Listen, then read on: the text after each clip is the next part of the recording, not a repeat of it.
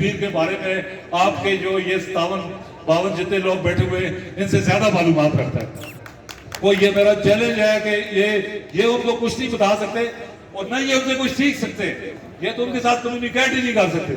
تو اس لیے یہ یاشی یہ اب جو ہے اس کو اگر آپ مزید برداشت کریں گے تو ہماری آئندہ آنے والی نسلیں بھی تباہ ہوں گی.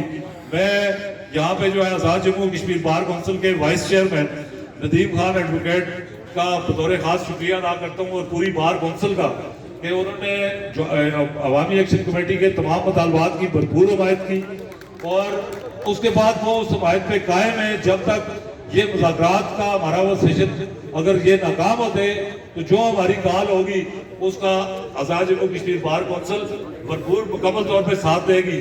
آپ لوگوں نے صرف اپنی غیرت کا اور اس کا مظاہرہ کرنا ہے اور کسی طرح کے گھٹیا اور جھوٹے پروپیگنڈے کا شکار نہیں ہونا.